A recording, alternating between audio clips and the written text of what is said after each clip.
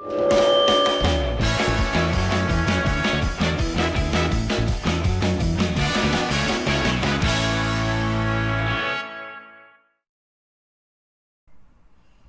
dia, tarde, noite e madrugada, pessoal, a depender da hora que você estiver assistindo.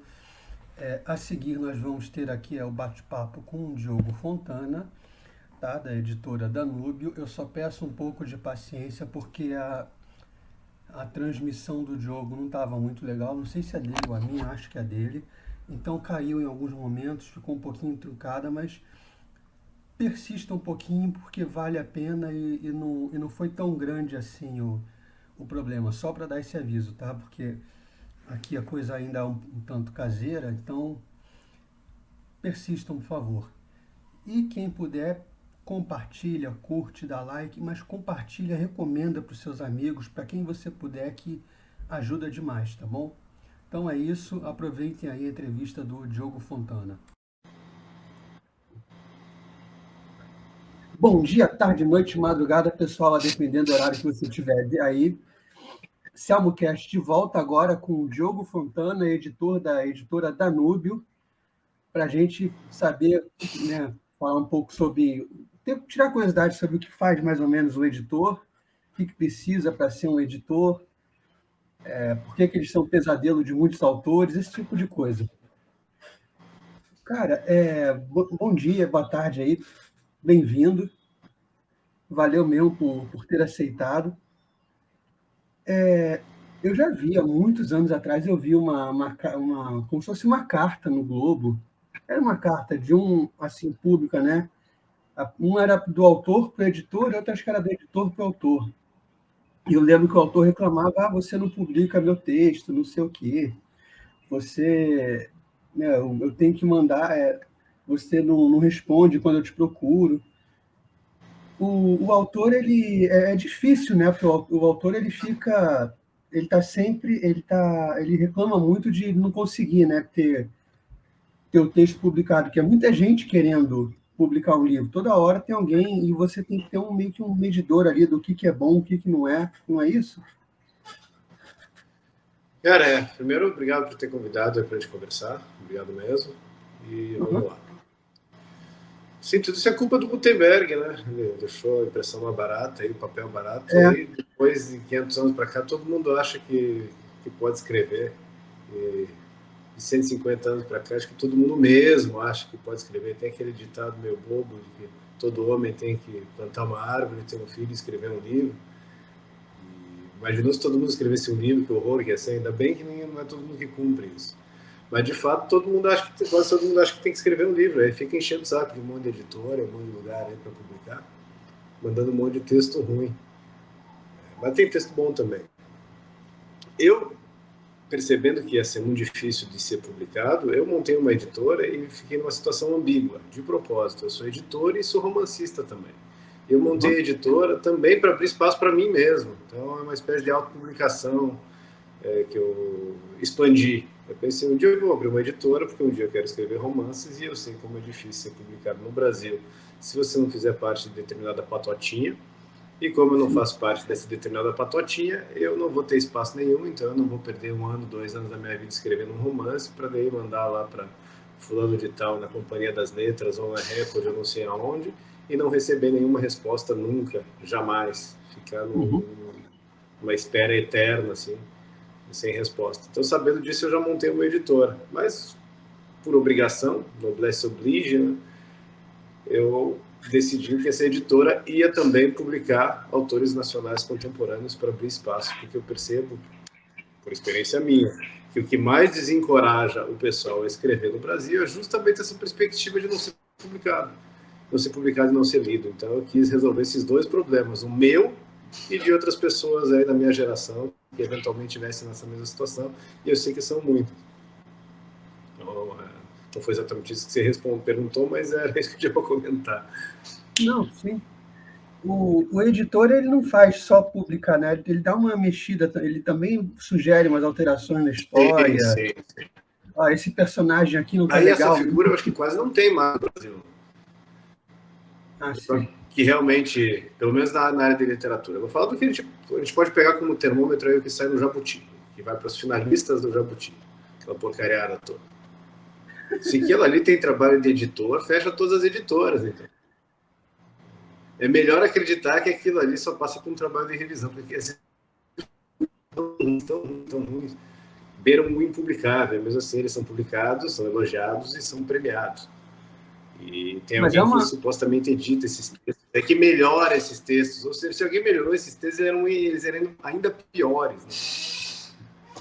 Cara, isso me dá uma grande esperança. Eu procuro fazer isso. Eu me proponho a fazer isso com os meus recursos aí, o que quer que eu possa fazer quando eu recebo os livros aí, os originais que eu publiquei, o Alexandre Soares Silva, Douglas Lobo, Luiz César de Araújo, o Eliseu Xavier, o Fábio Gonçalves, eu estou esquecendo mais, gente, Milton Gustavo, autores contemporâneos que eu publiquei. Com todos eles eu fiz esse trabalho de dar pitaco, de dar palpite, de corta aqui, mexe aqui.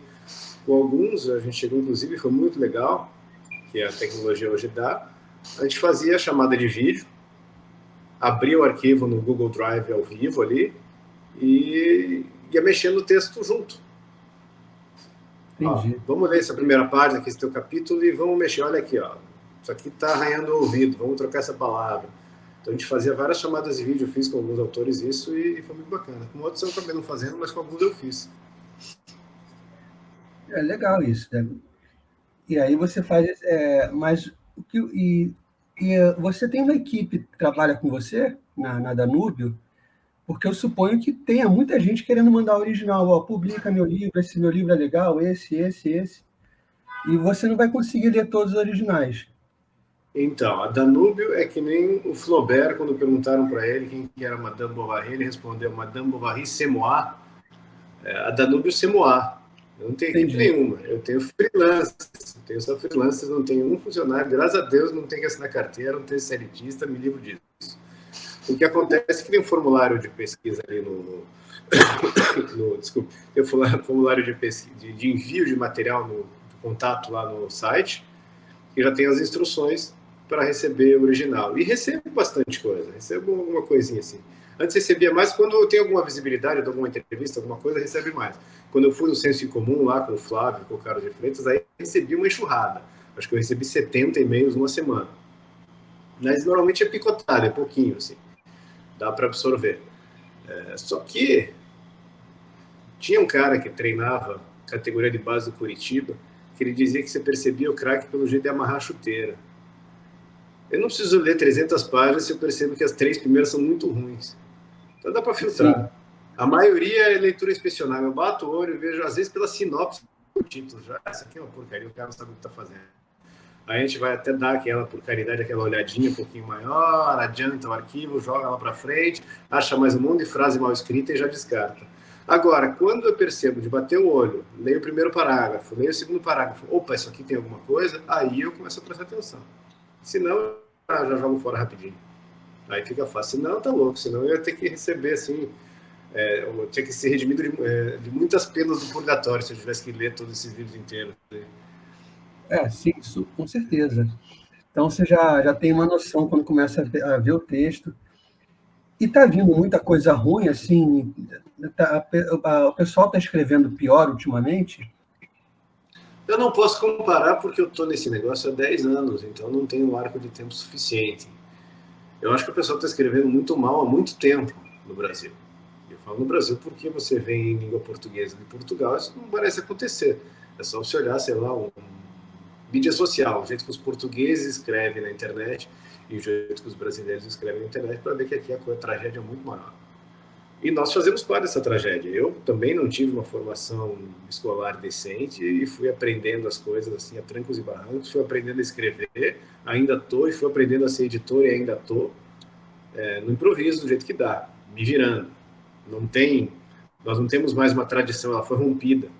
Nós não temos guildas, né, escolas de escritores, cursos. O Raimundo Carreiro tinha, Carraro, lá em Pernambuco, uma oficina de escrita que o pessoal participava, que era com a presença do escritor. Mas isso aí a gente não tem quase nada. Então, na ausência de uma tradição, cada um tem que se virar sozinho.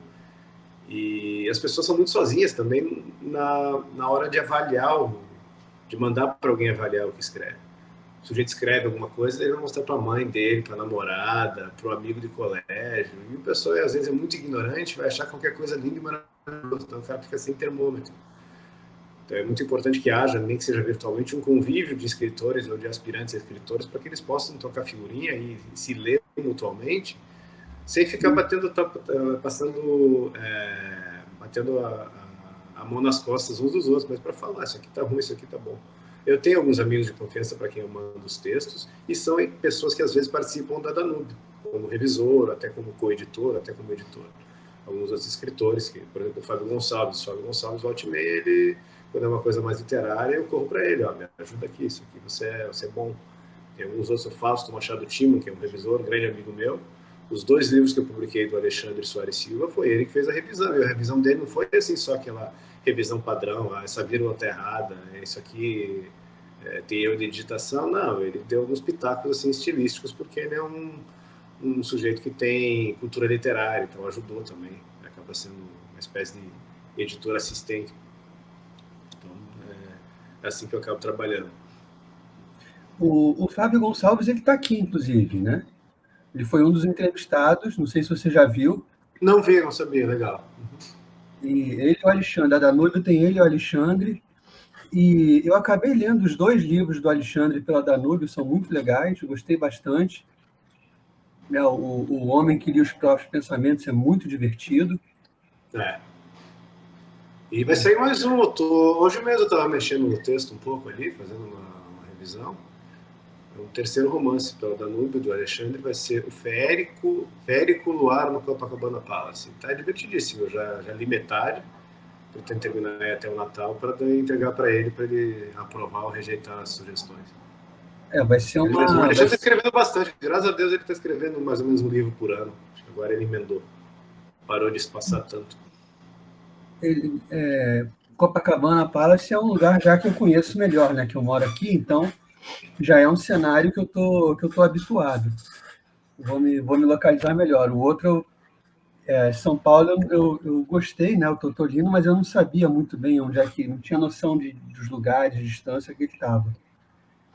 Que, aliás, é um romance legal também, o Totolino, é engraçado, já dei umas risadas com o Totolino. O Totolino é divertidíssimo. E o Totolino, o Alexandre conseguiu pegar o Zeitgeist ali, 2020, 2021, a maluquice inteira do mundo se manifesta naquilo ali. Aí, toda aquela maluquice do Totolino, para mim, aquele livro só podia ter sido escrito no biênio que ele foi escrito. Sim. O serial killer que vira estrela internacional e que as pessoas aderem, mais ou menos como o pessoal estava aderindo ao Black Lives Matter na época, estava lá o Black Lives Matter queimando cidade nos Estados Unidos, quebrando tudo, e os sujeitos lá se ajoelhando perante o Black Lives Matter. O Totolino é a mesma coisa. Ele pegou o espírito do negócio. Exato, e ele faz isso de uma maneira divertida, você vai rindo, vai dando gargalhada, tem umas frases assim, eu não mostro colibri para vagabundo, aquilo tinha que ter uma camisa com aquela frase. Aquilo foi sensacional. Acho que ele é o melhor humorista que já teve na literatura, provavelmente em língua portuguesa. Provavelmente é o você melhor. Podia fazer uma lojinha na Danúbio, põe uma camiseta com essa frase. Cara, a ideia é muito boa. Essas coisas todas eu sou favorável, mas eu adoro terceirização. É mais ou menos como o Alex Catarino lá, faça, eu não posso. Eu faço tanta coisa como a Danúbio Semoá. Ops, caiu.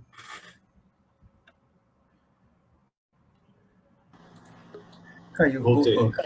Se alguém quiser me ajudar e se propuser a fazer os souvenirs, aí algum tipo de parceria, eu topo.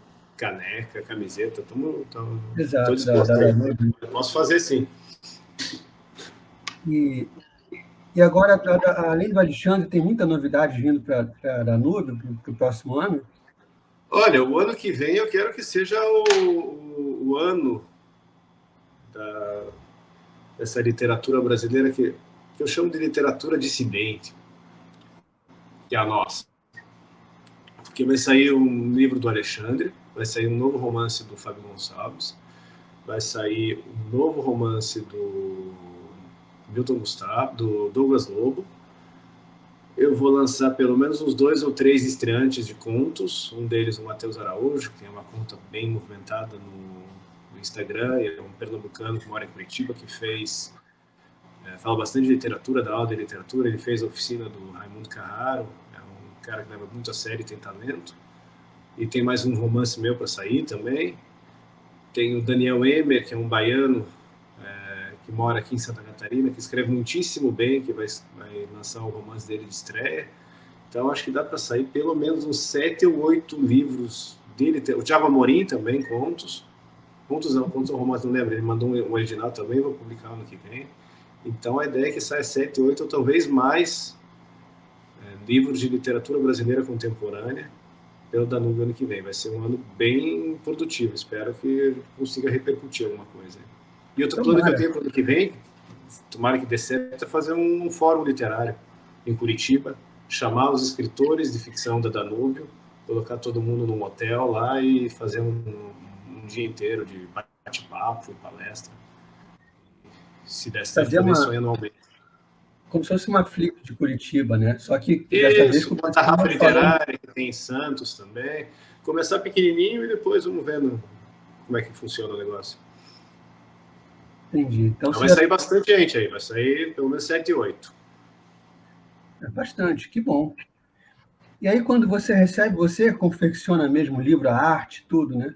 Revisão, arte, tudo. Não, isso aí tem freelancer. Até uma coisa que eu vou caprichar mais, eu estava falando com o Alexandre Soares Silva, os livros de literatura da Danúbio têm um aspecto de coleção.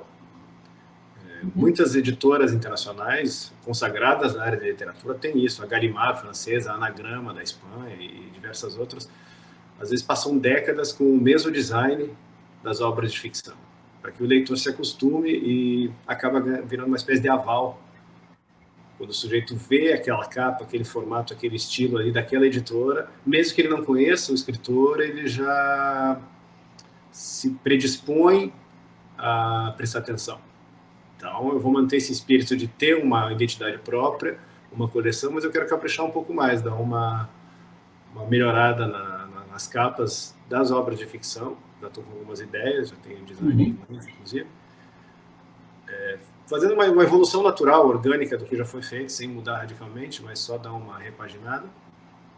Porque é o seguinte, em termos de conteúdo, os livros da Danúbio não perdem do pessoal que ganha Jabuti. Eu não posso perder na capa também. Então, eu tenho que igualar a Companhia das Letras e as outras ali na capa, porque o conteúdo é 1000 vezes melhor. Entendi. E o Brasil tem uma coisa que os livros aqui, as capas são muito caprichadas, né? Tem capas de livros assim, que são obras de arte de um jeito que eu acho que não tem lá fora, né?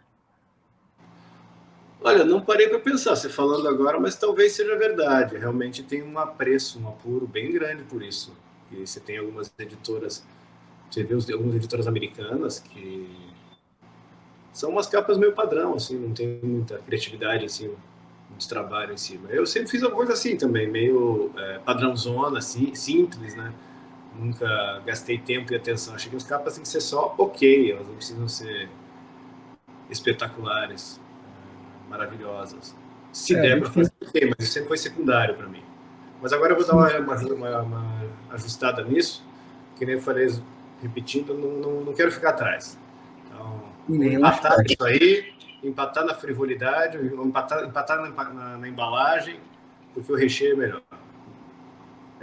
Para que ninguém se espante, para que ninguém fuja, porque a embalagem não é tão bonita quanto das grandes editoras. Sim, sim. O que vale, no final das contas, é o conteúdo, é o texto, né? Mas aqui no Brasil, eu acho que impera um pouco essa cultura da capa que chama a atenção. Olha, mais do que o texto, é a propagação do efeito do texto, que também é uma coisa que a gente não tem. Essa é a maior dificuldade que eu tenho. Por quê? Estou conseguindo os autores, o que é quase milagroso no Brasil. Estou conseguindo publicar os livros e estou conseguindo distribuir. Tem alguns desses livros da Danúbio, assim, de ficcionista, que vendem razoavelmente bem e que chegam nas livrarias. Você encontra em livraria de shopping. Você pode entrar na livraria aí no Rio de Janeiro e às vezes encontrar algum ficcionista da Danúbio, sei lá, o Alexandre, dentro de uma livraria. Então chega. Isso aí tudo já foi feito. Só que não tem crítica literária. Não tem aval público, não tem quem faça isso, não tem repercussão das obras. O Alexandre, ele vende pela Danúbio mais do que ele vendeu pela Record, quando ele publicou a Coisa Não Deus. Ele fez a gentileza de me abrir os números de venda dele na Record, e quando a gente viu aquilo e comparou com o que vendeu da Danúbio, eu disse, pô, tudo bem. Não vende, o que mostra que vende pouco, porque na Record não vendeu grande coisa, na Danúbio não vendeu grande coisa, só que não vendeu grande coisa mais um pouquinho. Então, vendeu um pouquinho a mais do que na Record, o que é uma coisa impressionante, porque a Record é a maior editora do Brasil e a Danúbio é uma nano-editora, o exército de um homem só.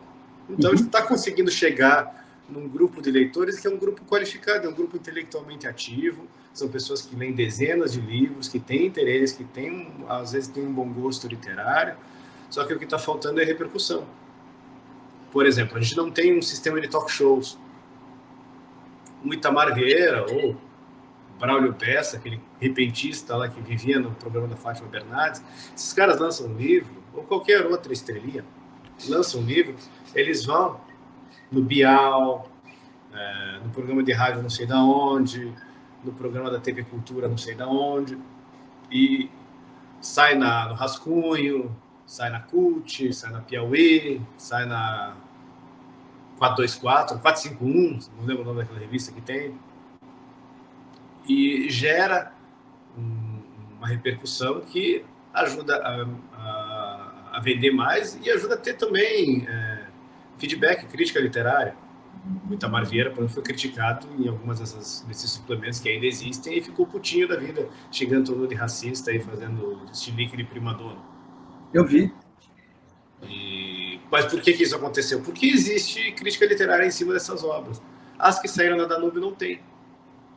E precisa ter. Eu consegui alguns espaços. O pessoal do Brasil Sem Medo gentilmente abre as portas para a gente, de vez em quando. Eu dei entrevista lá. Agora o Elvis Amsterdã, que não escreveu sobre literatura, escreveu sobre filosofia, uma biografia de um filósofo, do Mário Ferreira dos Santos, também foi entrevistado pelo Paulo Breguet, mas ainda é muito pouco. E toda essa mídia alternativa que foi construída no Brasil, pela internet, nos últimos 10 anos, e até alguns espaços que foram conquistados dentro da mídia tradicional, isso aí tudo tem que ser usado para divulgar a nossa literatura nascente. Porque o outro lado está fazendo isso. O Itamar Vieira publicou aquela porcaria lá, o Torturado. A Manuela Dávila indicou, fez fotinho, aquela fotinha dela com o livro, toda mimosa. O Lula... Mas aí não caiu a venda, não? Aumentou, com certeza aumentou, tenho certeza que aumentou, porque o eleitorado da Manuela Dávila é o leitor do Itamar Vieira. O livro do Itamar Vieira foi lido, foi comprado, aliás, 5 mil exemplares pelo governo da Bahia, que é o governo do PT. Comprou para distribuir para as escolas. O livro virou leitura obrigatória, leitura indicada em diversos dos vestibulares das universidades públicas pelo Brasil afora. Ou seja, existe um sistema literário, toda uma rede de apoio, de suporte, de propagação, de repercussão, de divulgação desse establishment literário, que tem as portas fechadas para os autores da Danúbio e vão continuar fechadas, talvez para sempre. Então, a gente vai ter que construir todo um establishment literário paralelo, com nossas revistas culturais, com nossos prêmios, com nossos circuitos de talk shows, com nossas feiras, com nossos fóruns, com tudo mais. É isso que eu quero fazer. É o que eu quero fazer, não. É isso que eu tenho que fazer. Querer fazer, eu não quero. Eu quero ficar em casa lendo e escrevendo e tomando vinho e não fazendo mais nada de perna pro ar. Mas eu tenho que fazer isso aí sob um custo de eu mesmo me frustrar pessoalmente. Eu tenho 43 anos. Eu lembro que o Jordan Peterson fala uma vez, fala em várias palestras, que você tem que fazer o cálculo do e se eu não fizer? Qual dor isso vai te trazer no futuro? E se eu não fizer isso agora que eu tenho 43, quando eu tiver 63, qual vai ser o preço disso? Sabe qual vai ser o preço disso? Eu vou ser um insuportável, de um amargurado, de um ressentido. Então, para evitar que isso aconteça, para que a minha vida, pelo menos nesse plano mundano, material, naufrague por completo, ou pelo menos se eu tentar, eu preciso fazer isso. Uhum. E acaba sendo uma coisa boa, porque eu sei que eu vou ajudar muita gente de talento, provavelmente até com talento maior do que eu, do que o meu. Entendi. E aí o seu plano é fazer isso primeiro com mini, esse mini encontro, essa mini flip que você está pensando em fazer em Curitiba, assim. Publicar os autores, vou ter que fazer cedo ou tarde, ou participar de alguma revista cultural, para que exista discussão cultural. Vou ter que fazer, sei lá, feiras, eventos, e Qualquer talvez espaço que conseguir vai ser cursos de ótimo. escrita criativa. Eu não vou dar curso, mas talvez eu faça, sei lá, não sei, mas a gente precisa criar uma rede também de formação para os escritores, de acompanhamento, não uma coisa formal dentro da universidade, isso é bobagem, mas algum tipo de mentoria é a palavra, né? Mas não Uhum. com o objetivo de ganhar dinheiro, mais ou menos como se fosse uma guilda de escritores, os mais velhos ajudarem os mais novos, os aprendizes, conduzirem eles, os que abriram a picada, encurtar o caminho, porque o sujeito não tem aqui com 21, 22 anos, tem que descobrir tudo sozinho, porque não dá. Fazer uma espécie de escola no sentido tradicional do termo, uma escola literária, como você tem, por exemplo, no esporte. Você veja um país como o Uruguai, 3,3 milhões de habitantes, uma fábrica de craque. Por quê? Porque tem escola de futebol. O sujeito aprende a jogar futebol na esquina e no colégio, e o sujeito com quem ele joga já sabe ensinar futebol, e eles acabam fazendo bons jogadores, coisa que o México, que é tarado por futebol, tem 100 milhões de habitantes, não consegue fazer um craque nunca. Se a gente tiver escritores ensinando, como mestres de ofício, ensinando escritores aprendizes numa relação pessoal, humana, olho no olho, um a um, a gente consegue fazer uma tradição literária. Sempre foi assim. Acho que é o único jeito que tá. Não é o único jeito que funciona. E é nesse espírito que você está liberando os livros para o Kindle Unlimited? Sim, Porque os é do para ser Alexandre escrito, estão para lá os dois, facilitar. né?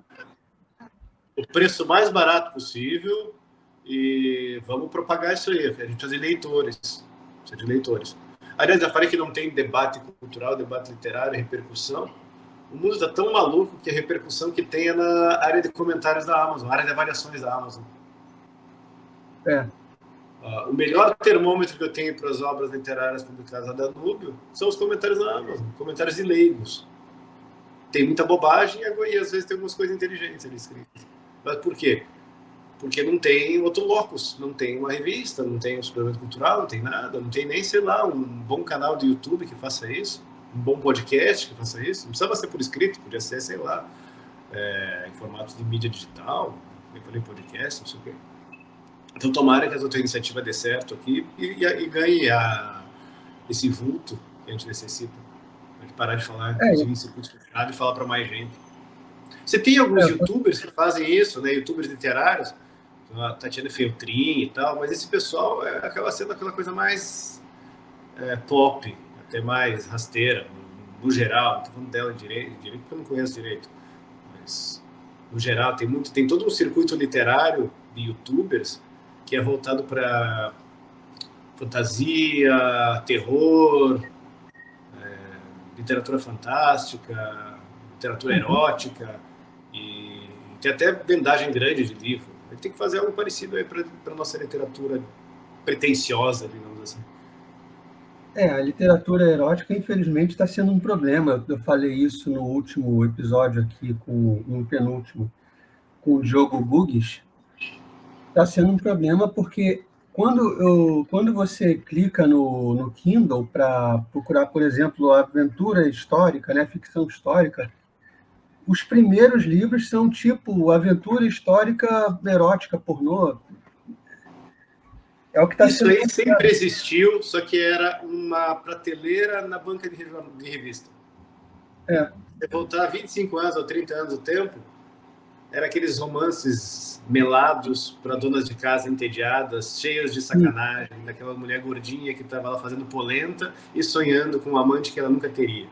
Essas coisas sempre tiveram, só que agora as estruturas antigas do mundo ruíram e a gente está tendo um rearranjo. Não tem mais banca de jornal, as livrarias também estão tendo uma reconfiguração. Toda essa reconfiguração que a internet trouxe para o mundo misturou isso aí também. A coisa se concentrou na Amazon e misturou por completo. Então, a hora que o mecanismo de busca acaba achando toda essa palhaçada junto. E Sim. ficou cada vez mais difícil, inclusive, de separar o que é bom do que é ruim. Nas livrarias tradicionais do Brasil, não, mas no exterior, sim. Sempre houve uma separação física bem clara e que servia de um efeito pedagógico sobre o jovem frequentador de livraria. Que ele percebia, se ele entrasse naquilo de novo ao longo do tempo, que existiam determinados livros e determinadas sessões que eram meio que fixas. Ó, eu posso ficar anos e anos entrando na mesma livraria, sempre vai ter aqui Homero, Ovídio, Santo Agostinho, a Bíblia, sempre, Dante, Dostoiévski, Tolstói, etc. Sempre vai ter uma seção aqui da livraria que pode, às vezes, até mudar as capas, mas ela é fixa. E vai ter uma outra parte que gira, que tem as novidades do dia. E na Amazon não tem isso. O jovem de 18 anos, de 14 anos que começa a ler e vai procurar coisa na Amazon, pelo contrário, ele tem ali barraca de camping, sei lá, frigobar, livro erótico e Dostoiévski. E tá mais ou menos tudo que bagunçado naquela página que ele acessa. Sim, sim. E o que eu estou achando péssimo é que esses livros estão ali onde eu esperava encontrar, por exemplo, Frankenstein, Drácula, esses livros assim de terror clássico, por exemplo, então o livro do Machado.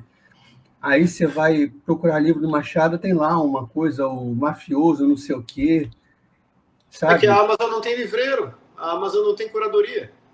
O algoritmo faz a curadoria. E o algoritmo é feito pelas tags que as próprias pessoas que publicam, as editoras e os autores colocam nos seus livros. Então pega a palavra romance. A palavra romance pode se referir a Memórias Póstumas de Brás Cubas ou a Amante do CEO. Sim, exatamente. Esse é um problema que a gente está. E o que eu estava falando também com o Diogo Gugic é que essa literatura está chegando para crianças. Crianças não, mas adolescentes, pré-adolescentes estão caindo nessa literatura. Os chamados. Não é booktuber, é quem faz isso de essa avaliação no TikTok. Né? A menina que eu entrevistei aqui, a Michelle, estava falando que as avaliações são em cima dessas. Não sei nem se são obras, mas desses textos. Então, isso está viralizando de uma forma que. E eu não sei, sinceramente, como é que a gente faz para conter isso, para mostrar para uma criança, para um pré-adolescente: olha, não é Olha, isso que é bom. a gente não faz. A gente faz em casa. É cada um com o seu filho. Não tem outro jeito. De forma massiva, não, maciça, sei lá, não tem. Não tem poder para isso. Esse é um fenômeno até sociológico. O TikToker, influencer, que dá palpite sobre livro e que tem milhares de seguidores, ele é um intelectual orgânico no sentido do Antônio Gramsci. É um sujeito com um microfone com uma influência gigantesca. Ele é também aquilo que no Imbecil Coletivo primeiro, o Olavo identifica, trazendo o conceito de um sociólogo francês cujo nome me escapa, mas é um intelocrata. Intelocrata, uma mistura de intelectual com burocrata, é o cara que decide o que vai ter visibilidade ou não.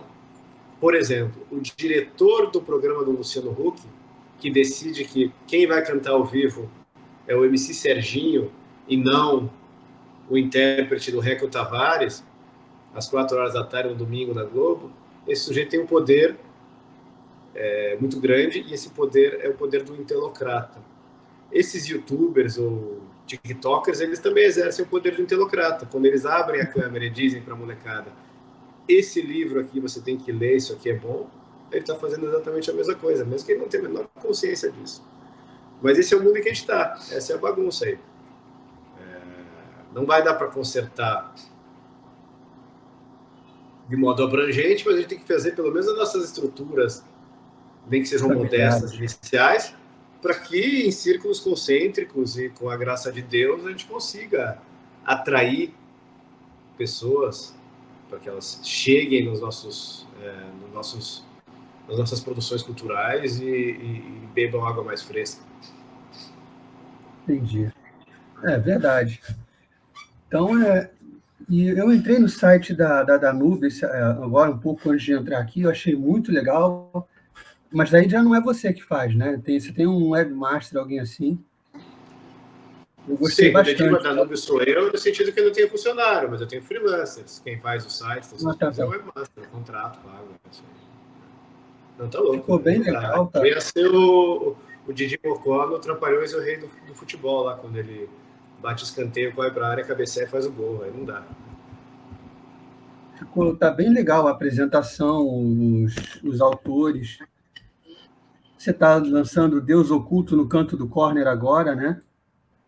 Esse foi o penúltimo, falta atualizar. O mais recente é o livro sobre o Mário Ferreira dos Santos, escrito pelo Elvis Amsterdã. Esse O Deus Oculto no Canto do Corner é um romance.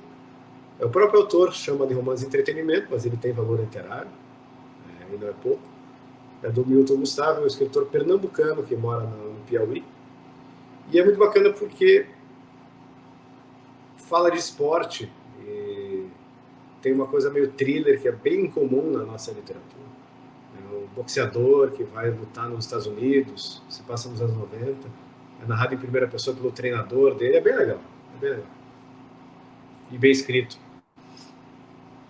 E sincero, um dos livros mais sinceros que eu vi ultimamente. Assim, escrito sem frescura, sem pose, sem fingimento. E tem duas coisas aqui que tem a ver com o Olavo, né? O magistério do Olavo e o René Guénon, que foi uma grande influência do Olavo, né? Ixi, esse aí do René Guénon, que já me encheram e vão continuar me enchendo o saco. O livro Magistério do Olavo de Carvalho, ele é um tapa na cara de nós brasileiros. Por quê? Porque ele foi feito por portugueses. O Olavo teve mais de, sei lá, 20 mil alunos no Brasil e, sei lá, um punhado de alunos em Portugal, 50, 100 no máximo. E os sujeitos fizeram uma conferência em Lisboa em 2019 de altíssimo nível, e alguns desses textos foram transcritos, uma conferência sobre a filosofia do Olavo de Carvalho. Alguns desses textos foram transcritos e são o grosso do livro. Aí quase todos os autores são portugueses. 75, 80% do texto é de autores portugueses, é completado por 3 textos brasileiros. Então é meio que vergonhoso para nós brasileiros aqui. O Olavo teve um monte de aluno aqui e ele exortava o pessoal a fazer uma muralha de livros quando ele abriu o curso online de filosofia dele. Isso foi lá em 2009. E a produção intelectual em termos de qualidade e quantidade dos alunos do Olavo até agora é um pouco decepcionante. E os portugueses fizeram um trabalho espetacular. Já o livro sobre René Guénon é uma tentativa, e o livro também do Elvis Amsterdã sobre o Mário Ferreira dos Santos, de erguer a tal da muralha de livros, porque foi feito por várias editoras, o que é muito bom nos últimos 15 anos. Foi feito um trabalho maravilhoso de divulgação de obras faltantes no Brasil. Tanto recuperação de livros antigos que estavam fora de catálogo, quanto a tradução, a compra de direitos e a tradução de... Cortou.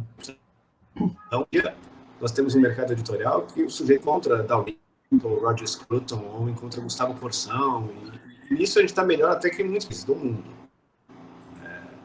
Você vai para Buenos Aires, os argentinos, eles mais que o brasileiro, eles têm mais livrarias, eles são um povo que tem mais esse hábito, mas o mercado editorial deles é uma porcaria. Mesmo recebendo o influxo de editoras de todo mundo.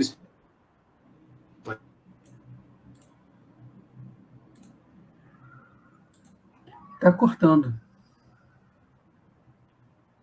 Peraí. Caiu?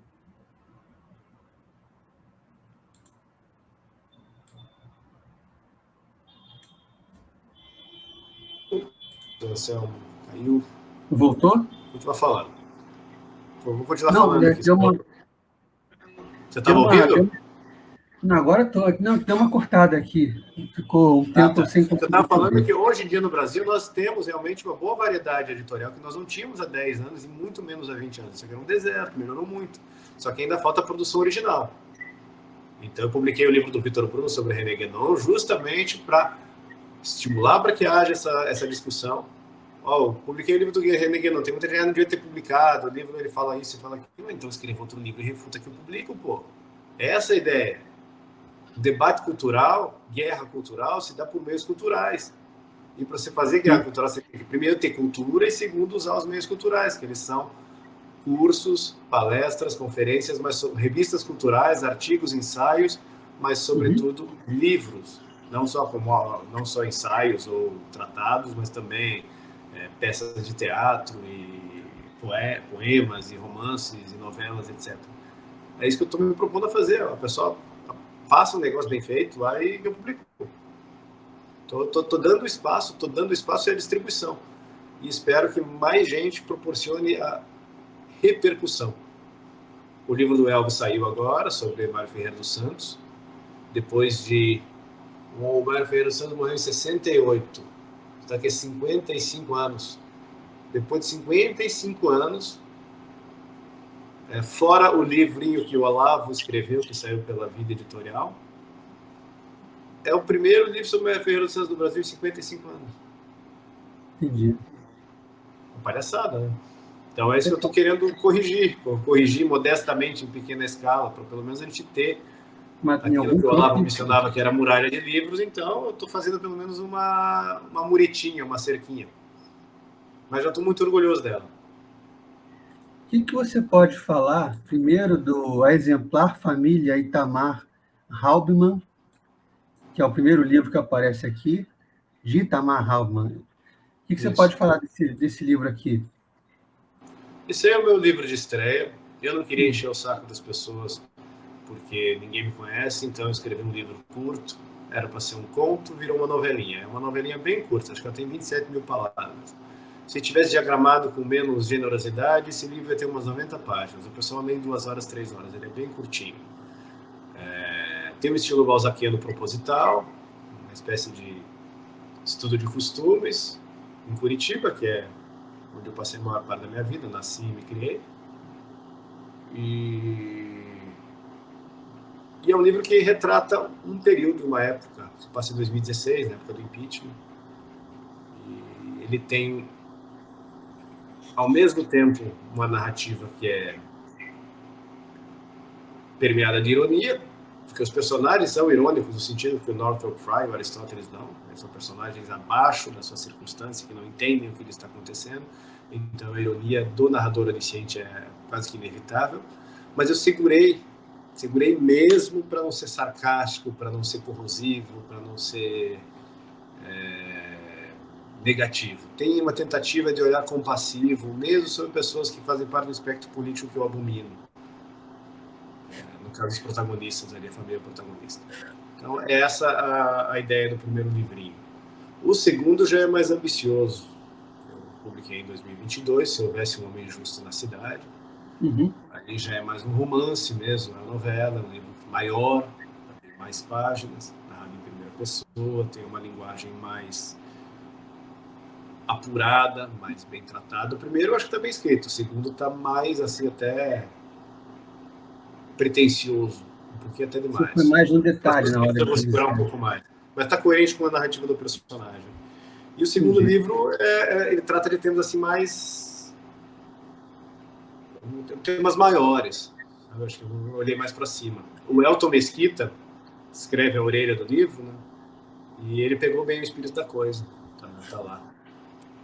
O tema, o pretexto, digamos assim, o ponto de partida é a crise venezuelana, é a destruição, o colapso da economia do país vizinho aqui, a crise de refugiados, a história de um professor universitário venezuelano que cai na indigência praticamente e entra no Brasil por Roraima, a pé. Mas isso é só um ponto de partida para tratar de assuntos maiores. Do ponto de vista até apocalíptico, ou de fim dos tempos. Por que as nações colapsam e quem é o verdadeiro regente da história. Então é uma coisa mais preciosa também no seu escopo, no seu tempo. Entendi. E quando você pegou o livro daquele autor, Diogo Fontana, você não achou muito ruim, não? Não pensou em descartar? Então, eu montei a editora para eu mesmo me publicar, já era essa a ideia.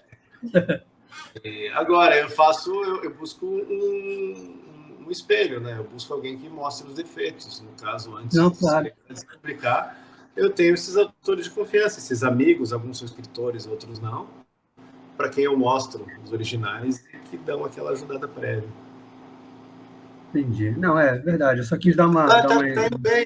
Eu recebi bons elogios e boas indicações públicas de pessoas de valor e para quem eu sou muito grato, do Dr. Lai, Silvio Grimaldo, Paulo Briguet, Francisco Scorsin, muitas pessoas que abriram espaço em mídia até, ou em canais de YouTube, e que fizeram o livro acontecer, e repercutiu bem. O livro vende muito bem, o primeiro livro vendeu muito bem, e o segundo está vendendo muitíssimo bem, muitíssimo bem. Esse livro, Se Houvesse um Homem Justo na Cidade, ele vendeu 117 ou 118 unidades nos últimos 30 dias. Entendi. Uma coisa assim que eu estou até impressionado. Tá indo muito bem. Que bom. Como é que é tratada a literatura na sua casa, na sua infância?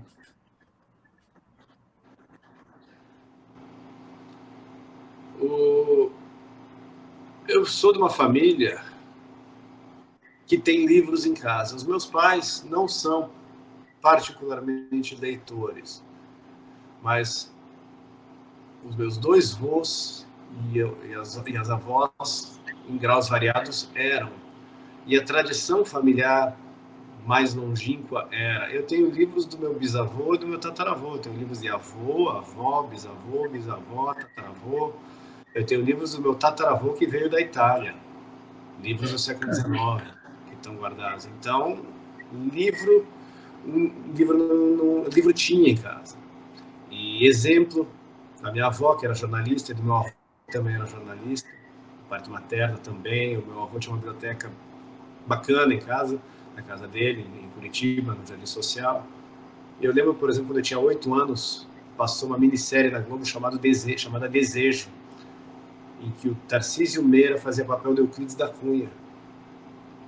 Eu lembro. E aquilo me fez ter vontade de ler Os Sertões. Eu encontrei Os Sertões na biblioteca do meu avô no final de semana e comecei a ler aquilo. Acho que eu não li inteiro, eu tinha 8 anos de idade.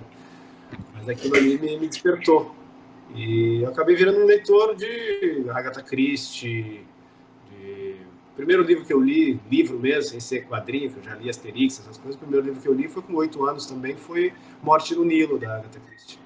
Eu comecei a ler Arthur Conan Doyle e Júlio Verne, essas coisas.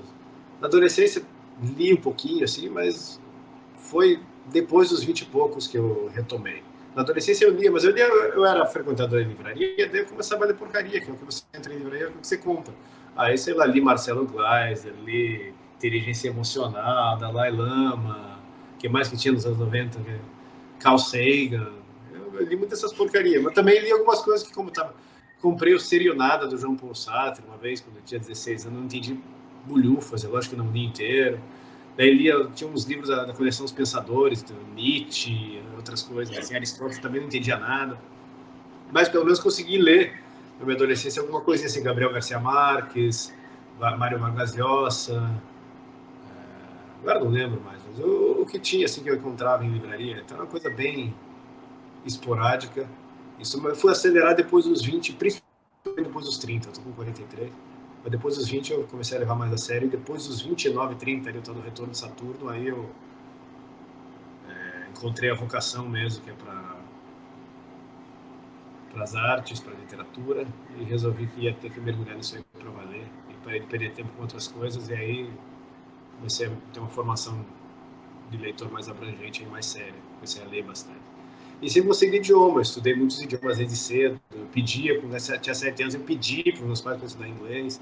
Espanhol eu aprendi sozinho, porque meus pais viajavam muito, meu pai trabalhava no Uruguai, no Chile, levava a família, eu e minha mãe, depois com meu irmão, então acabei aprendendo espanhol sozinho. E depois, por interesse mesmo, fui atrás de aprender outras línguas.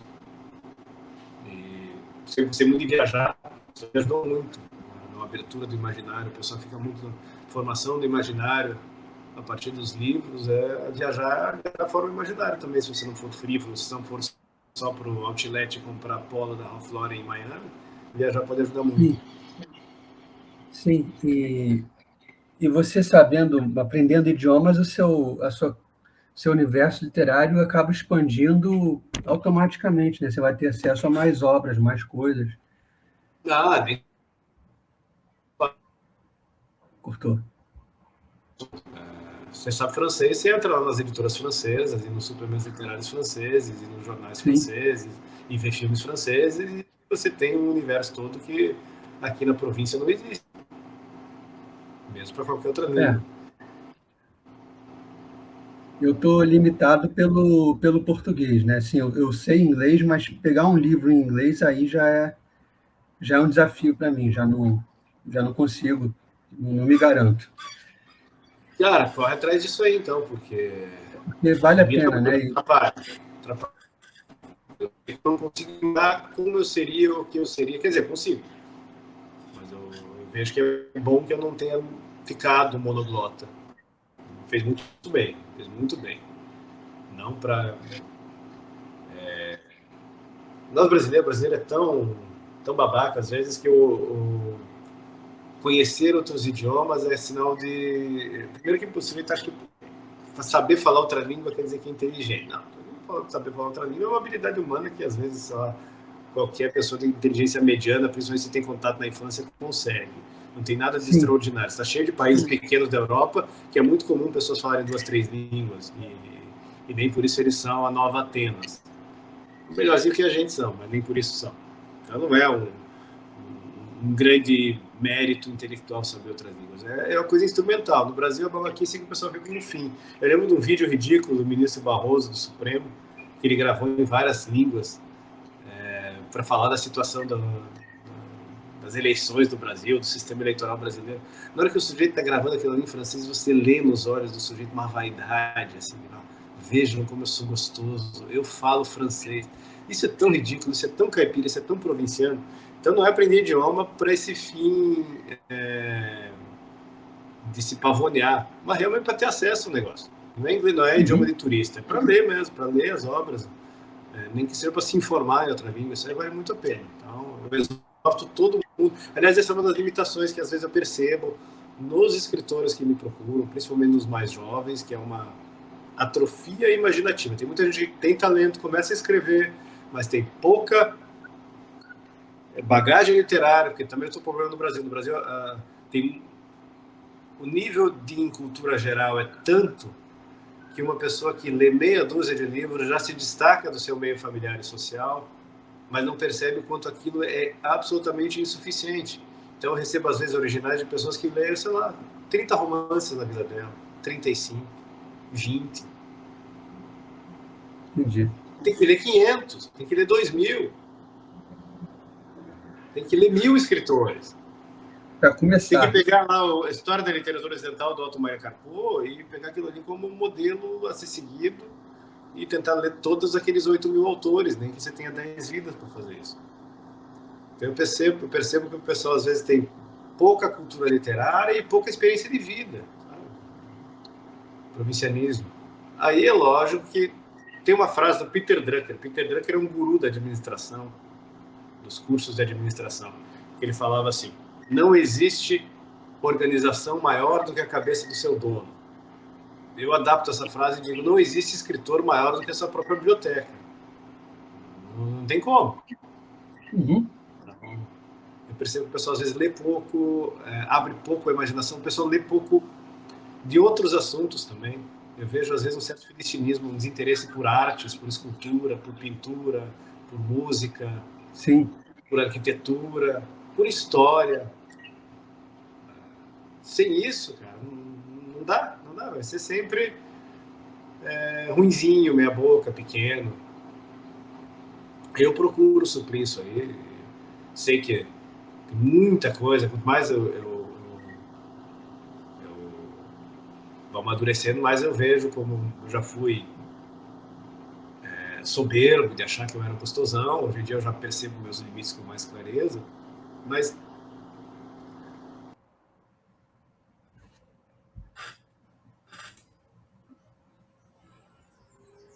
desabou.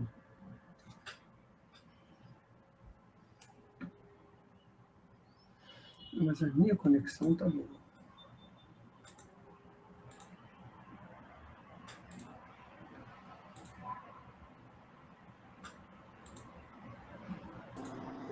não Voltou. sei, acho que caiu alguma coisa. Tá falando que hoje em dia eu percebo meus limites com mais clareza, mas eu tento transcender o negócio, sempre. Cara, o Vitor Frankl tirou o brevet, aquela autorização para ser piloto de avião com 60 e poucos anos. Se não me engano, com 67. E também com 67, se não me engano, exatamente com a mesma idade, Machado de Assis começou a estudar grego. Então, tem desculpa, não tem que se mexer. Sim, sim. O propósito aqui do canal é exatamente esse, é com as pessoas contando sua experiência pessoal com os livros, com a literatura, para a gente mostrar para os outros, olha, ler é uma coisa muito legal, olha o relato desse cara aqui. E eu estou tentando encher de relatos assim, de escritores e pessoas comuns, agora um editor, todo mundo, para quem assistir pensar como a literatura traz essa experiência, essa viagem e tal, como é que mexe com a gente, como é que acaba tendo alguma influência assim na sua vida, ainda que não Olha, seja imediato. eu vou acrescentar algo que você disse. Ler não é só um negócio muito legal. Ler é uma escolha moral e Sim, é um dever. A educação é um dever do ser humano, principalmente quando a gente ocupa determinados lugares na sociedade. Isso no Brasil é muito pouco esclarecido. Nós não temos direito de não saber determinadas coisas quando nós ocupamos determinados cargos ou pertencemos até a determinada classe social. Das sim, nossas responsabilidades. É um dever. A educação é um dever. Deus nos deu a inteligência, a racionalidade, para que a gente tome posse dela e use. O pessoal sim, fala, tem muitos santos que eram ignorantes, mas é porque eles realmente estavam numa circunstância material que não os permitia, que não havia possibilidade de estudar. Mas sempre que houve a possibilidade de estudar, muitos santos da igreja aproveitaram isso e se tornaram doutores da igreja, pessoas muito inteligentes e muito cultas. Então é um dever moral. Quando a gente vê, por exemplo, um país que teve o Lula, que sempre se gabou da sua ignorância, a gente vê que ele está ferrado. O sim. brasileiro não pode achar que o livro é um passatempo, porque se for um passatempo, ele vai competir com o Facebook, com o Instagram, com o PlayStation, com o TikTok, com a Sim, o novela. grande problema é esse hoje. Não, a leitura é uma decisão moral, a educação é uma decisão moral e é um dever. Nenhum ser humano tem o direito de fugir disso aí. A ignorância não é um estado aceitável do ser humano. Não, a ignorância não é um estado aceitável. E realmente um dos problemas que eu abordo da leitura é exatamente da literatura é exatamente essa competição com o PlayStation, com o cinema, com a TV, com as redes sociais. Mas quando você coloca ela como um dever que ela é um dever, será que isso ajuda a puxar as pessoas para ler, para a atividade de ler? Essa Não tenho abordagem, a menor sabe? ideia. Não tenho a menor ideia. Só estou realmente dizendo como a coisa é. Sim, Eu sim, só sim. sei que campanhas de leitura e tentando dourar a pílula, dizer, ai, que legal, como você vai ser feliz, como você vai ter uma experiência agradável. Se funcionasse, a gente já tava cheio de leitor aí. Porque é o que vem sendo feito desde sempre no Brasil. E eu acho que o que falta é alguém realmente começar a puxar a orelha. E já tem as pessoas, o Rafael Falcão fez isso. Tem uma palestra dele no YouTube que é o dever de educar-se. É isso aí. É exatamente o título, é daí que eu tiro a ideia. E o Olavo falava em muitos lugares. Eu acho que está na hora de o povo brasileiro receber um puxão na orelha. Ó, Sim, vamos parar de palhaçada? sim. Não é aceitável você ser um general e ser ignorante. Não é aceitável você ser um grande Ah, não, empresário sim. bilionário e ser ignorante. Não, Não é não é. aceitável você ser um apresentador de televisão com E milhões de ser, espectadores e não saber fazer uma redação e não saber identificar, sei lá, as principais obras literárias, tem que ser contado com as principais obras literárias, ou saber não, o isso é básico do básico. Não é verdade. aceitável, não pode. A civilização não vai conseguir chegar a lugar nenhum assim. Então, a gente tem que puxar a orelha, está na hora de puxar a orelha, chega. Eu estava Tem muito pensando mais picareta no Brasil, tem muito enganador, muito charlatão, muito, sim. que se esconde atrás de cargo, que se esconde atrás de diploma. E até Esses atrás ministros de do livro. Supremo são todos ignorantes, todos. Nenhum deles tem cultura literária e artística suficiente. Nenhum deles. Não, e algum deles até atrás de livro. de livros, né? Porque você vê um determinado sujeito lançando um livro, você pensa que ele tem uma determinada cultura literária que ele não tem. Tem uma galera assim. Veio uma escritora irlandesa e falou isso na Flip, exatamente isso do Chico Buarque, ela foi massacrada. Foi, eu lembro. A única repercussão que teve foi uma menção a esse fato num artigo do Diogo Mainardi. Eu não achei fonte primária em lugar nenhum na época. Eu lembro disso. Eu lembro disso, que ela ficou espantada com a ignorância do Chico Buarque. O Chico Buarque, escritor... Ficou ruim. Não tem direito. Peraí, volta o que você falou. Você começou a falar o Chico Buarque ficou... E aí a gravação ficou ruim. O Chico Buarque, escritor premiado, não tem direito de ser ignorante em literatura, mas ele é. Exato, é por isso que eu falo. Quando eu falei dele, de outras pessoas que a gente vê lançando livros, e você vê que aquilo dá uma estética assim de intelectual pro cara, que ele não é. Jô Então o cara Soares, Caetano Veloso, Arnaldo Jabor. Esconde atrás do livro assim a própria, né? Quando eu falei não foi muito bem uma piada, infelizmente.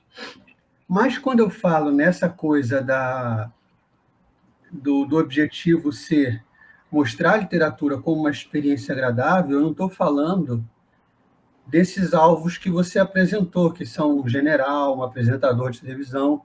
Realmente, essas pessoas precisam de um puxão de orelha, mas tem uma galera que está bem mais nova, que tá ali descobrindo o mundo, só conhece o PlayStation e tal, né? Uma juventude. Para eles, eu acho que essa mensagem é mais válida. Né? Aí realmente a abordagem pode ser diferente. O que tem que pegar ali, a molecada, 12, 13, 14 anos, eles têm que ler realmente sem obrigação de nada. Aí o colégio atrapalha. O colégio quer fazer análise literária, ou a faculdade de letras, então destrói os caras. Aí a leitura tem que ser realmente lúdica. E tem que dar Júlio Verne pro cara ler, tem que dar Charles Aventura, tem que dar Robert Louis Stevenson. Pede uma lista de livros para o Alexandre Soares Silva, que ele vai dar uma lista maravilhosa de livros divertidos e de alto nível.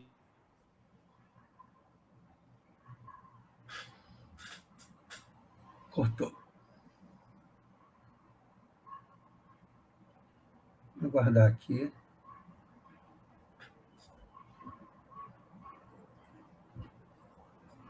Para a cultura inglesa. Peraí, cortou. Pede uma lista para John Sinder, ele faz uma lista do que ele chama dos 1000 good books, bons livros, que são livros, livros de formação, livros formadores, mas livros de entretenimento e de apreciação, livros gostosos de ler, bons, desde a primeira infância até a vida adulta. Todos os clássicos da literatura, mais focados para a língua inglesa. Ele fez essa lista porque teve nos Estados Unidos muito forte aquele movimento dos Great Books, que era do Mortimer J. Adler, os grandes livros. Tem o livro Como Ler Livros, que saiu no Brasil pela Realizações. Eu tenho. E daí fala que você tem que fazer parte da grande da Great Conversation, a grande conversação. Você tem que ler todos os clássicos. Que você tem que começar lá e ler Homero, Hesíodo, depois você vai ter que ler Freud, vai ter que ler Kant, vai ter que ler Marx e não sei o quê. São algumas centenas de livros que não funcionam. Não funciona, não é esse o caminho. Isso aí é uma leitura para estágios avançadíssimos, degraus mais elevados da formação da pessoa. Você não tem que estimular o moleque a ler Descartes. Não, ele tem que ler Charles Dickens. Ele tem que ler Mark Twain. Tem que ler Monteiro Lobato. Sim. Daí eu concordo com você. Para a molecada tem que mostrar que é uma baita aventura. Para uma geração mais jovem, desacostumada com o livro, para essa galera, é que eu quero mostrar a boa experiência da leitura. Sim, aí a linguagem é outra. Mas dá para dar um puxãozinho de orelha, dizer, é legal e tal, e não tem preguiça. É importante. Não tenha preguiça. Sim, e acho que o exemplo dos pais ajuda muito, né? Porque não adianta o pai pegar o livro, dar para você, olha, lê isso aí que é importante, e aí ele vai para a sala, liga a TV e vai ver futebol. Olha, o exemplo dos pais no Brasil não existe. Se você fizer uma pesquisa, o brasileiro vai dizer assim: Sim. ah, leitura é importante, mas eu não tenho tempo.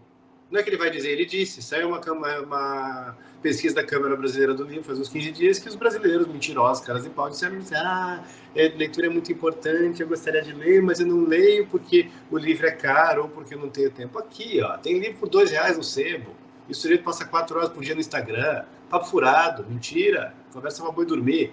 Não lê porque não quer, não lê porque é vagabundo mesmo. Não lê porque tem preguiça, porque no fundo não acha que tem importância nenhuma. Não lê porque despreza, porque odeia o conhecimento, porque acha que não vai sair nada de bom dali, que é perda de tempo. Se achasse que não é perda de tempo, estava dando toda a energia, toda a atenção para isso. Então o exemplo dos pais não existe, mas ao mesmo tempo esses mesmos pais, hipocritamente, costumam levar os filhos na primeira infância, ali com 2, 3 aninhos, na livraria do shopping, para comprar um monte de livrinho para eles. Uhum. E não tem uma criancinha de classe média no Brasil, de classe média para cima, que não tenha os seus livrinhos, aqueles livrinhos de textura, que você passa o dedinho, que você aperta o barulhinho da vaca, o barulhinho do galo, o barulhinho sei lá, do trator. Todos têm, todos querem estimular os seus filhos a terem a leitura e querem que o colégio faça isso também. Sim. Mas na sua vida, a pessoa estão cagando para isso. Hoje nem jornal, nem. Antes, pelo menos, a classe média lia jornal e revista. Hoje nem isso. Não tem mais. Então, o exemplo dos pais não tem. Realmente não tem. Como é que faz para consertar isso? Eu não tenho a menor ideia. A gente só consegue fazer nos nossos círculos imediatos com os jovens com os quais a gente tem contato e influência. Porque às vezes restringe os próprios filhos. O negócio é ampliando esse círculo no boca a boca, né, de repente. É o único caminho, é o único que funciona, só tem esse. É a autotransformação, para que essa autotransformação se torne um exemplo para a transformação no círculo imediato e a criação de uma cultura paralela. Um jeito diferente de fazer as coisas. Por exemplo, eu não tenho TV em casa, quer dizer, eu tenho um aparelho, mas eu não tenho transmissão de televisão em casa. Isso já faz, sei lá, mais de 10 anos. Eu tenho meu filho vai fazer 3 anos de idade, e não tem a menor ideia do que seja TV a cabo ou TV aberta. E os meus amigos aqui, com quem eu convivo, também não têm. E os filhos nossos não têm telefone, não têm tablet e não terão. E eles convivem entre si. Então, essas crianças convivem entre si num ambiente que criança não tem tablet, criança não tem videogame, criança não vê TV. E os pais também não. Eles veem os pais lá tocando piano, indo à missa e lendo. E conversando sobre Aristóteles. Um vizinho meu aqui, o Renan Martins dos Santos, mora aqui perto. Eu convivo com ele, as famílias convivem e os nossos filhos convivem. Ele tem filhos na idade do meu. O Renan Martins dos Santos é editor da Editora Concreta, que publica lá São Tomás de Aquino e outras coisas assim, dessa qualidade. E nós convivemos entre nós. Então a gente acaba fazendo uma rede de amigos e de famílias em que a gente faz as coisas de modo diferente. É uma espécie de contracultura. No sentido, cultura no sentido antropológico. A nossa casa vai ser diferente da casa dos outros, porque a nossa casa tem livros e instrumentos musicais, e a televisão não tem a centralidade da vida familiar. Pelo contrário, a gente pode se reunir na varanda no verão e ler em voz alta, a família inteira. Ou aqui no sul é possível, ao redor da lareira no inverno, e ler um poema para a família inteira. São esses hábitos de cultura familiar que podem se expandir por uma cultura entre famílias, para virar uma espécie de cultura mais expandida em rede ou até em comunidade. Os Estados Unidos têm muito disso. E a única solução para o Brasil ter algum tipo de restauração cultural é nesse sentido. É pessoas que começam a fazer as coisas de modo diferente e isso se propagar. Porque senão, todas as nossas iniciativas vão ser engolidas pela cultura dominante. Por isso que eu uso o termo de literatura dissidente para o que eu publico. Tem uma literatura oficial, que é aceita pelo governo, que é aceita pelo regime, que o regime, digamos assim, é a nova república, que é o establishment literário consolidado, que já existia há algumas décadas, que foi tomado pelas universidades, que hoje em dia prêmio literário, escritor, editor, tudo vem de faculdade, principalmente dos cursos de letra. Então é uma extensão da academia, da universidade. E esse establishment literário é o establishment oficial, eles fazem as coisas de um jeito e eu faço de outro. Eu escrevo livros que são diferentes do que eles escrevem e publico autores que escrevem livros diferentes do que eles publicam e escrevem. Então nós somos dissidentes. Mas eu quero ser dissidente em mais coisas também, dissidente no meu estilo de vida. Entendi. Qual foi o livro que te pegou assim primeiro, que você viu que literatura é um negócio bom demais, que é um negócio bom que você gostou? Ixi, eu não tenho essa resposta. Eu sei que eu falei, eu li a Agatha Christie, gostava, li a Júlio Verne, gostava. Eu adorei ler Viagem ao Centro da Terra quando eu tinha 10 anos de idade, adorei, eu lembro que eu devorei esse É livro. muito bom aquilo. Mas depois, minha adolescência foi aquele horror de adolescente brasileiro dos anos 90, né? Então, perdi muito tempo da minha vida, li alguma coisinha. Mas eu gostei de ler algumas obras literárias na minha adolescência. Eu gostei muito, digamos assim, para tentar responder a tua pergunta, são livros que caíram no meu colo e eu acabei lendo com apreciação e com prazer, assim, gostei, e que acho que me despertaram, assim, a consciência de que a literatura é uma coisa legal, o romance, no caso. O Amor dos Tempos do Cólera, do Gabriel Garcia Marques, e A Festa do Bode, do Mário Vargas Llosa. E não sei se eu lembro mais alguma coisa. Acho que é isso. Eu li Contato, do Carl Sagan, que é um romance, mas é uma porcaria de ficção científica, mas eu li aquela porcaria. Eu tinha uns 16 anos. Putz, teve uma pessoa que Mas acho passou que por... o primeiro livro assim, de mais qualidade mesmo que eu li foi O Amor aos Tempos do Cólera. Passou uma pessoa por aqui no Selmocast que me indicou exatamente o Contato do Carl Sagan, eu achei legal. Não é, claro, não é o melhor livro do mundo, mas eu achei o romance legal. É bem feito, só que a metafísica do treco é uma palhaçada. Né? O Carl Sagan, as premissas são mentirosas. E mesmo com uma execução de romance, é meio simplório. Mas não sei, eu li nos anos 90 também, nunca retornei, nunca tive vontade. Mas o Carl Sagan é um cara que falou bobagem a vida inteira, escreveu um monte de bobagem. Então realmente não tenho muito interesse. Entendi. Então, eu ia te perguntar como é que você faz na sua casa para a leitura vencer os obstáculos que a contemporaneidade impõe, mas eu acho que você já respondeu com esse estilo de vida que você chama de dissidente. Sim, exatamente. Eu vim morar no interior, eu sou de Curitiba, depois eu morei em Balneário Camboriú, hoje em dia eu moro em Timbó, que é uma cidade de 46 mil habitantes, perto de Blumenau. Eu moro numa casa, acho que pela minha janela tem um bosque com passarinhos cantando. E eu realmente tento mesmo limitar o tempo que eu passo nesses malditos dispositivos. Fazendo uma espécie de disciplina. Por exemplo, eu tento não pegar no telefone antes do meio-dia, nem acessar a internet. Organizar minha vida de modo a fazer coisas que serão vinculadas à internet depois do meio-dia, porque a internet é ágora. O pessoal tem a frase do Napoleão que fala que o destino da modernidade é a política, alguma coisa assim, não lembro exatamente como é que é a frase, e muito se tem falado nas últimas décadas, principalmente nos últimos anos, que a política está invadindo tudo, que é a politização de tudo.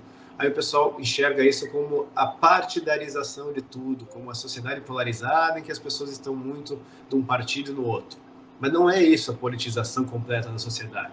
A politização completa da sociedade é a invasão do domo pela polis. Domo, doméstico, é a casa, é o lar.